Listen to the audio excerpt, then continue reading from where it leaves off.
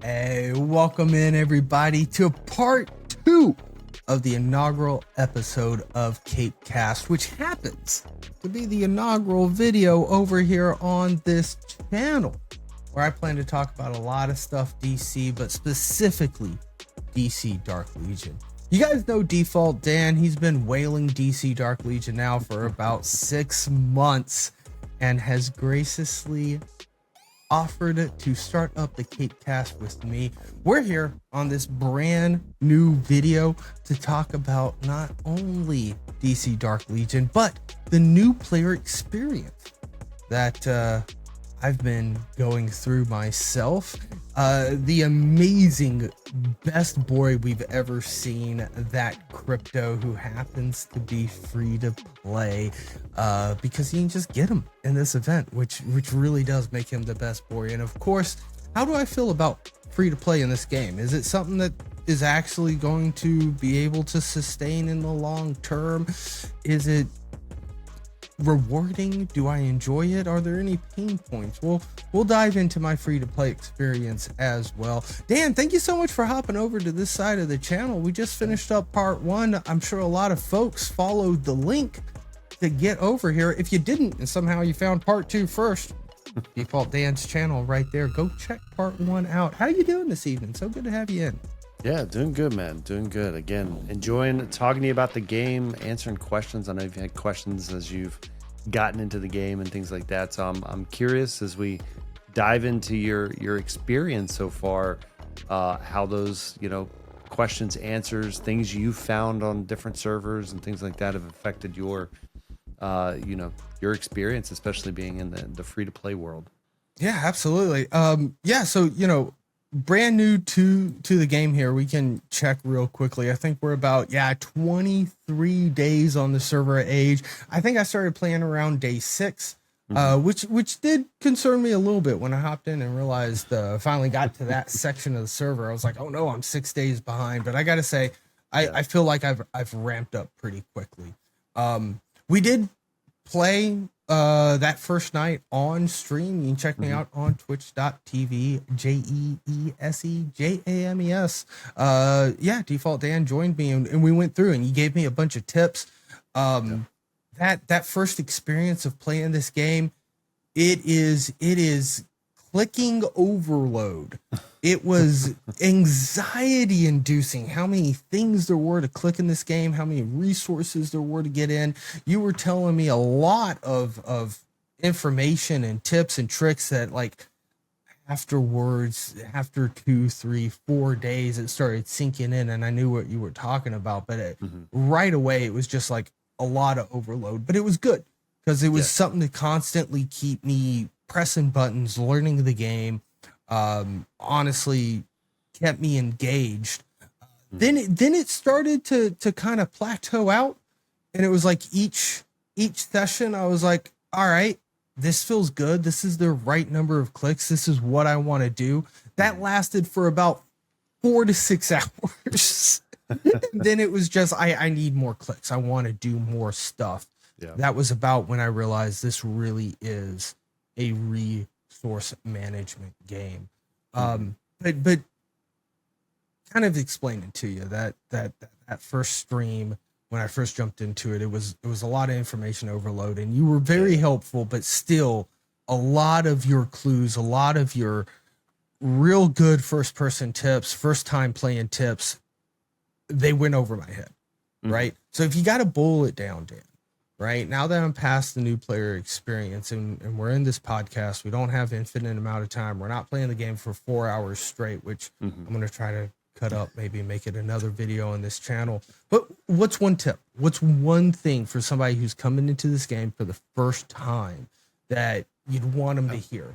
You'd want them to just try to take that golden nugget into their gameplay experience. Yeah, I think the biggest thing, honestly, when it comes to this game is the community, but like specifically to, one, community is great. You're going to get information, but like, I think the biggest thing, especially for free to play, but even if you're not free to play, you have to find your league, because leagues give you so many free things, whether it's resources, the upgrades on your how fast you get your resourcing, upgrades on your characters, all of that. Like there's so many things. And I would say honestly, like you got to find a league, and we'll talk about the league, I'm sure, as we dig in here, but like find one that's active, because you're going to get the most resources from an active league.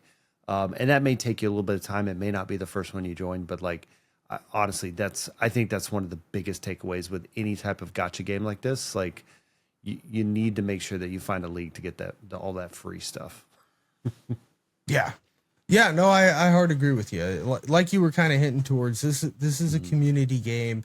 The community shared knowledge is super big here. Yeah. And being in an active league that's constantly talking is huge. But I agree with your priorities. Like you get into a server, you unlock the ability to get leagues for the first time. Just join a league, get in there, right? You're going to start gaining these blue ice cubes of league currency. I don't. Do we know what they're called? League contributions. Yeah. They I would say look they're like Tesseracts, ice cubes to me. We're in a different universe when we We're say in DC. that. There's a guy in my server called Tesseract, and we have Tony Stark. So the multiverse theory is very strong. Yeah. But just going ahead and starting to collect these, because this is an entire store here, just that you can be spending another type of currency on. Yep. And I did that. I jumped into a league. I started accepting help. I started sending help. I started clicking the check boxes. But one of the things that I noticed while we were playing, like in the league contributions, you get these little plus thumbs up where the league captain says this is what we're trying to contribute for. And when they're actually leveling up, you can see that they're in a level up. So your captains, your lieutenants, whatever your higher ranking R5, R4 guys are, they have jobs to do in the league. And the first thing I noticed in that league was a really weird announcement message that was like, if you don't join the Discord, we'll kick you because you're a bot. Yeah. And it was Discord was all spelt weird, and then it would like do a mass kick, and then I joined right back in, and they didn't kick me immediately. it was obviously a bot league is what I'm getting into. And you kind of notice that, you kind of see that, and you'll notice that they're not talking in league chat. That it's not feeling like a community-based game. That just means that you didn't find the league yet. Yeah. I started talking in global. You can kind of tell what the top leagues are. I think, isn't there, you see your league's rankings. You can kind of tell where the top leagues are based off of what the top players in Metabra are. What leagues are they in? Those are going to be the active leagues, and you can kind of see from there, see in global who's recruiting, who's talking about having opening spaces, because they're making sure that they're active members, and then get into one. Yeah. And it's from there it takes off. Yeah. And it's one of those things where, like, and this has happened on every server, so just be prepared for it. You probably haven't seen it yet, but there is with all these style mobile games and things like that, right? You have a lot of people that come and test it out. They test out for a week or two, then they disappear. There's people that test out for a couple months, and then they disappear. And so what happens, because the way this game is set up, you have all these servers that are getting created throughout time. You're in your server, and I would say most servers get down to about 5 truly active leagues. And now you'll have a couple more below that where they're just like a couple people on it, whatever.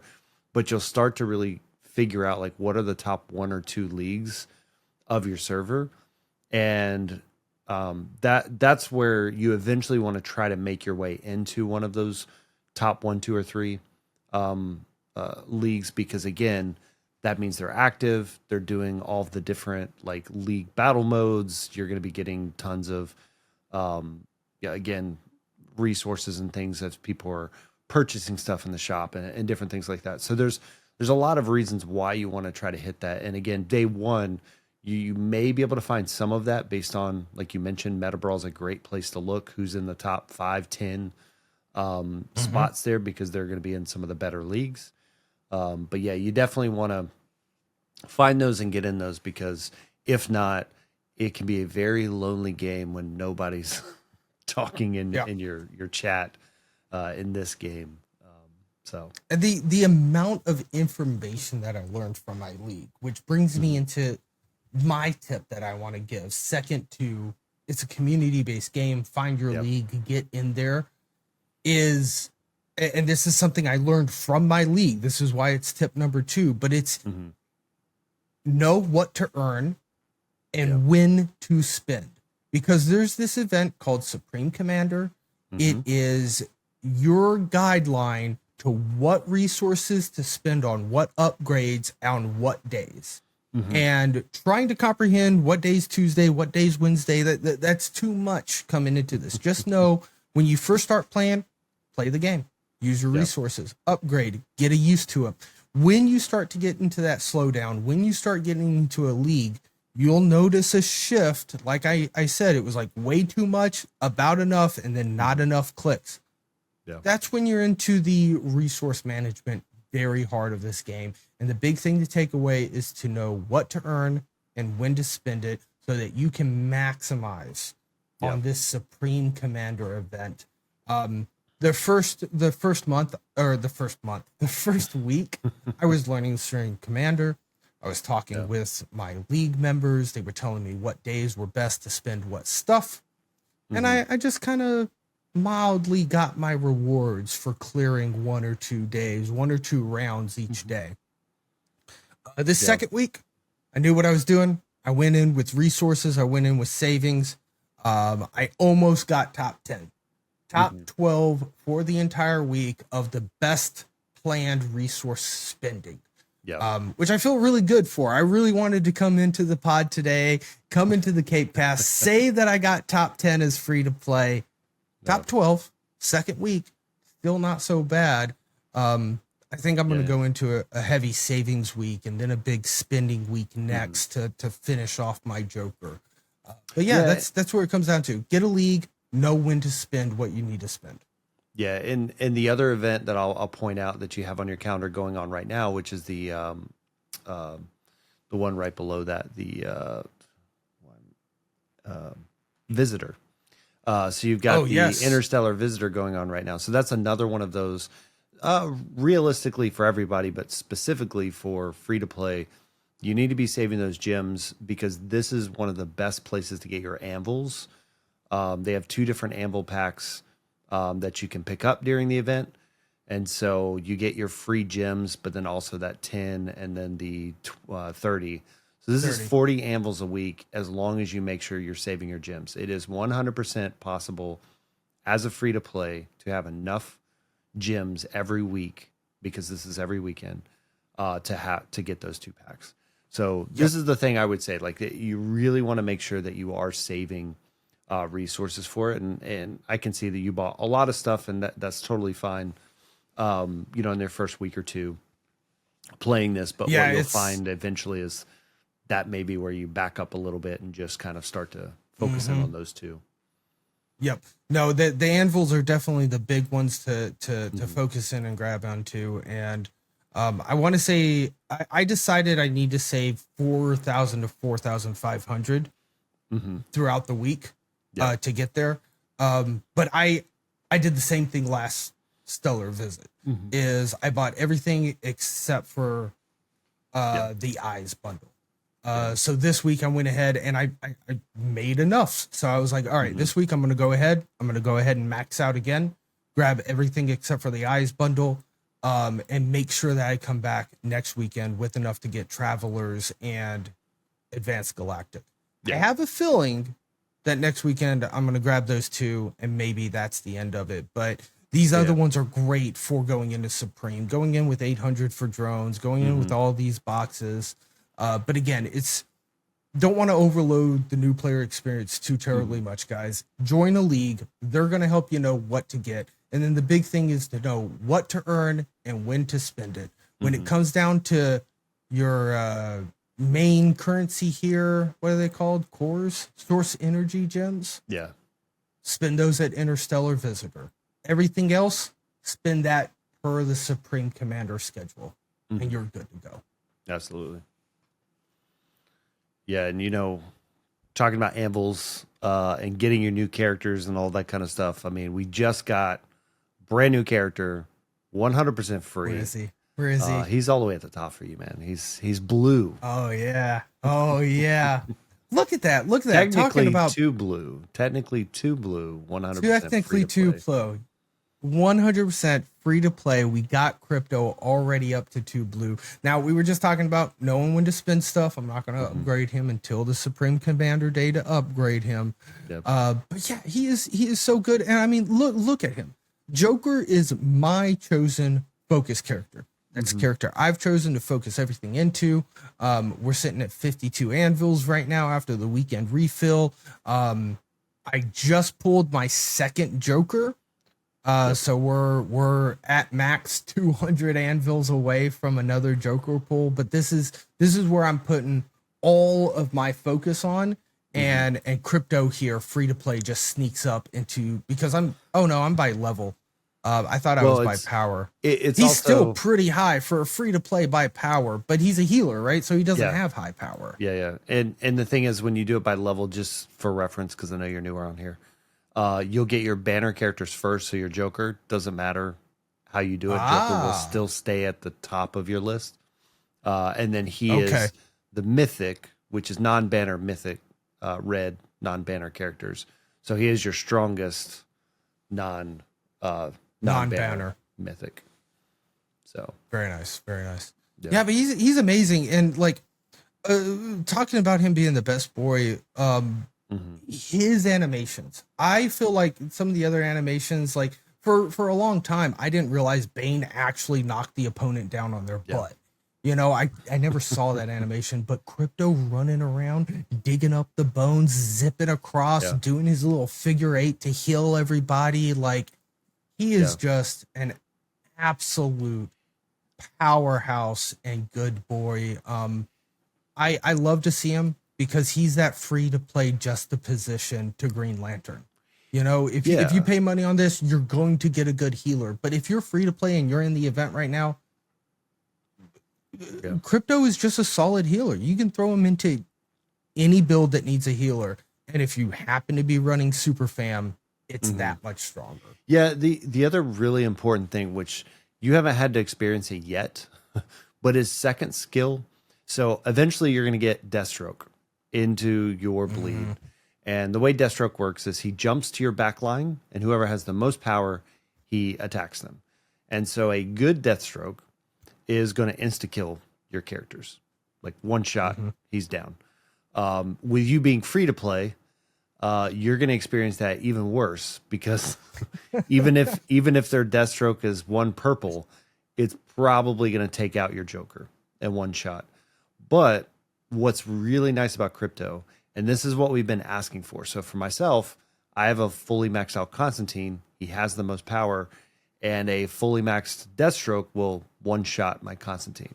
And if you build everything in your team, like literally once he goes down, a full Justice League Dark team has no more attack. You just lose. So originally we had to build it with like Nightwing and things like that. So you had another attacker in there. But Krypto now gives us this shield. So when somebody drops below 50%, so again, if you get like flat out super killed in the one shot, this may not save them, but this has been my saving grace to any of those Deathstroke matchups, because he gives them a shield, heals them, and then if you survive that first attack, you're good to go. So this is an answer, even if you're not free to play, even if you're wanting to go hard everywhere else. Maybe you want to get that fully maxed out Constantine, or fully maxed out Sinestro or Joker or anything like that. Like, he's a really good character to have that can give you those saves once Deathstroke and Nightwing and stuff like that starts popping up on the other side of the field.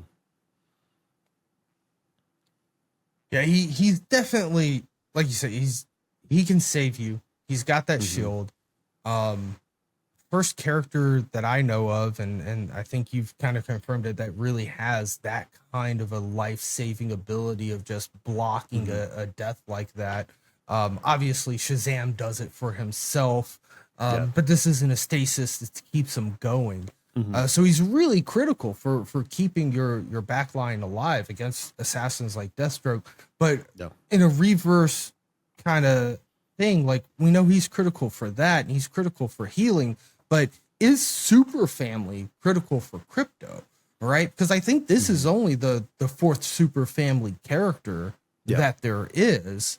So both sides of the question, like, do you need Super Fam because you've got these characters to make Krypto work, or do you need Krypto to make the Super Family work? Yeah, I think based on like talking to Copy and some of the guys in the Discord, which hopefully I'm gonna have a video later next week or the week after, because Copy's going all in on the Super Fam. So we're working with him on some stuff. But yeah, I think when you look at it, like, I think Krypto is not 100% needed, but pretty much like 99% needed for the Super Fam, because his ultimate gives you 2 of those levels of the Super Fam bonus when he's in battle. But from the opposite side, like you're asking, like, do you have to have Superman with him, or do you have to have Supergirl with him? Not at all. I think he is just like we've seen with Raven, Ivy, Green Lantern, things like that. Like, they don't really care who's around them. They're just going to do their thing. They're going to do their heals. They're going to do their saves, their shields, whatever it is. And yes, they have synergy.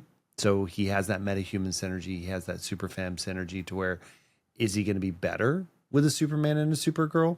Probably, just in general, just because he's boosting them up. But I think in general, he can, just like I said, I plug him into my Justice League Dark team. So there's 4 of them and just him. And I mean, he does great. Does great.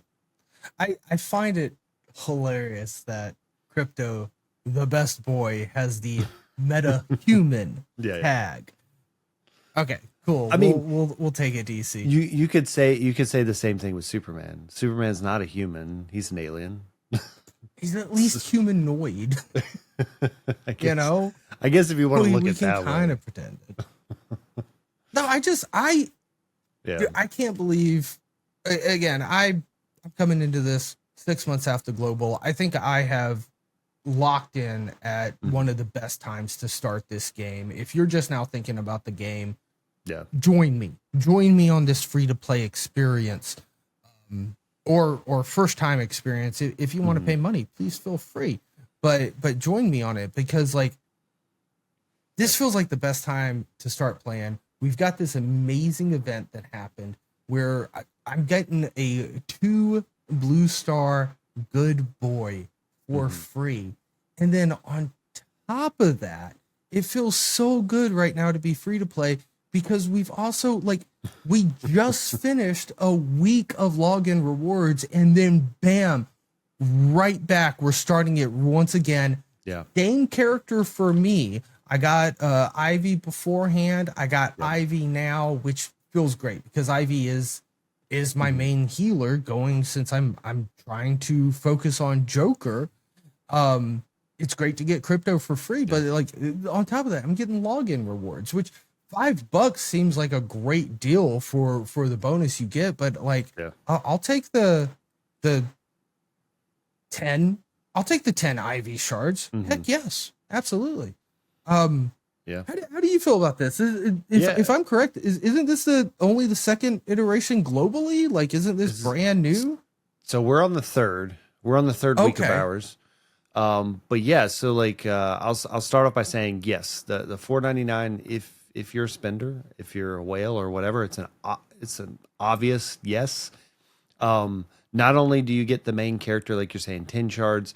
You get another, I think it's another 15 or 20 shards. So it's a 5 and a 10. So 15, another 15. Plus you get 10 plus selectors. 10 randos. So these are selectors. Those are selectors. So you actually get to pick what character. Now again, it's no banner characters, and there are a couple characters not in the selectables, like the new Wonder Woman. If you take her to Mythic, she's not on it. Krypto's not on it. I will say yet. Hopefully he'll show up on there at some point. Batman is not on there. So there's a few that are not on there, but most of all the mythics are on there. So yeah, I mean, the value is 100% there. Not to mention AC/DC shards, mother boxes, things like that.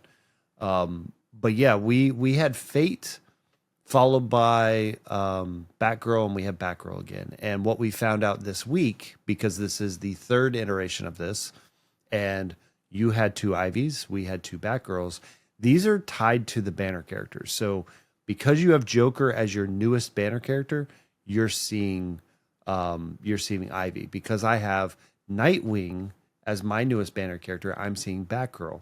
So we're gonna have to find out. And what'll be nice is watching yours, because we're so far into it, we're not gonna see what Scarecrow gives, right? Like, does Scarecrow give you Bane? Right? We don't know what's going to be attached to Scarecrow. We don't know what's going to be attached to Deathstroke, right? A Legion of Doom character. That could be Croc. That could be Captain Cold. There's a few different characters in there. So, and again, whether you're a spender or free to play, getting 10 free shards just for literally logging in is going to be well worth it, especially in that free to play sense. Yeah, absolutely. No, and again, like logging in, it just feels great to see these 10 shards for free, to see something for doing nothing but logging in. And I mean, yeah, I know we get our little daily quest login and stuff, but like this is a lot of value. And this is the kind of thing that coming into this game as purely a free to play perspective has really made me feel good about it. I've played other idle battler base builder type games by other publishers, and it was immediately beating me over the head. I'm not going to get anywhere if I don't spend $100. Yeah, and then I'm going to spend $100 after that to get somewhere. Whereas this game, like, I saw the shards and I was like, oh, you have to get pieces of characters, and then that unlocks the characters. Reminds me of this other game that I may have scoped out once in a while. But it feels way better. Like, you get full characters and they just convert to the max number of shards to unlock that character. Like, that's actually happening. Resources are actually flowing in. I don't have the second construction queue. I know it would be more optimal to have it right now. I'm not dumb, but I don't feel hurt for it. There is nothing in this game that makes me feel hurt for being a free to play player. And the only pains that I get from free to play, I feel like I'd still have them if I was spending money. It's making sure that I'm logging in around reset time, which is super important for free to play, because folks are dropping league chests, which is free resources. There's a bunch of people initiating the coordinated assaults, which you can jump into to get more league contribution currency. So it's those kind of things where it's like, I've got to actually schedule my playtime. Like, I've got to be there for the Rift. I've got to be there for these refreshes when my league comrades are on, so that I can snoop some of their resources and some of their generosity, and also to be able to play along with the coordinated assaults. And that, in a weird way, like, those are the hard negative parts that I'm feeling, but it feels good to know that those would still be present if I was paid. That those are more important that I'm free to play, but it's literally a core aspect of the game. Yeah, I think the key, honestly, with a lot of that, right, is setting that expectation. So, and we talked about this, right, when you started, and you were like, I'm going to be free to play, right? And I'm like, I think you can 1000% play this game free to play. You just have to understand, like, in Meta Brawl, right? Like, you're not going to be the number one team as a free to play in the Grandmaster group, right? There's definitely ways of getting some wins here and there and things like that. But the more you progress and the more you go, like, you're just going to have tough times with some of those battles and things like that. But as long as you've set your expectation correctly, then you're not going to be mad. And honestly, the other side of that is, when you look at that, you look at the ranking, like you're looking at Combat Cycle and places like that, like, realistically, sure, you may not be at the top of the leaderboard, but if you really look at, like, what the rewards are between first place and 10th place or whatever, like they're not that huge of a difference, right? Like it's a few gyms or it's a few whatever, but it doesn't feel like you're like, oh man, they're getting 10 times the amount of rewards. So that's the other thing that I also like about this game, that because they're breaking you in these groups and things like that, you just don't feel like you're always at the bottom of the list. And again, which we'll talk about it in upcoming episodes and stuff like that, like resource management, what you're spending it on, how you build your teams, what you focus on, all of that can definitely give you edges in different places. Just like where I went all in on Constantine, like just focusing in on one team can make a big difference. So there's a lot of ways that you can, improve your experience. But I would agree with you. I think the game is 1000% free to play. You just have to. It really is. You just have to know that expectation. And it's still, like you said, because it breaks you into smaller groups. I made 12th in Supreme Commander, free to play, smart binding on resources. You saw one of those combat zones. I was like top 50, top 100 in another one. Those still feel really good, and I'm able to achieve that in free to play. If you want to be the top 3, okay, who's got the bigger wallet, right? But you can get into top 100, top 50, top 25 through hard work and free to play, which feels really great. And I think part of it is that this game does give you some good free to play resources. One of the events that was going on when I first started was like the power gaining event, get the bigger power team, and it was giving Red Hood shards. And then on top of that, there are other in early game new player experience type things that dump Red Hood shards. I've got a 2 purple Red Hood free to play, and he's got Bat Family, he's got Weapon Master. Those are 2 very synergistic teams, and he just does a lot of damage and does some AoE. He's also good to teach you about manual casting instead of always using auto, because positionally, he will jump in the middle of everybody and kill himself, right? He will just do that. But then you start like in the batting simulator, putting him on the edge instead of in the middle. Let him kill a couple of people instead of hitting all 5. Just focus on 2, but at least he's still alive. So I think he's like a really good free to play early game resource. As you can see here, very similar Green Arrow, high synergy, single target, Weapon Master again, Justice League tag, very strong. I've got him up to 2 purple already, again free to play, and then Wonder Woman coming in with that Justice League tag. And I feel eventually like these eventually 3 with Wonder Woman, you're going to be able to move her up to Mythic. So like you got to get further into the game, but like there's so many good things. So she feels really good to invest in early game. And I feel like these 3 characters right here in my early game were staples. They were there.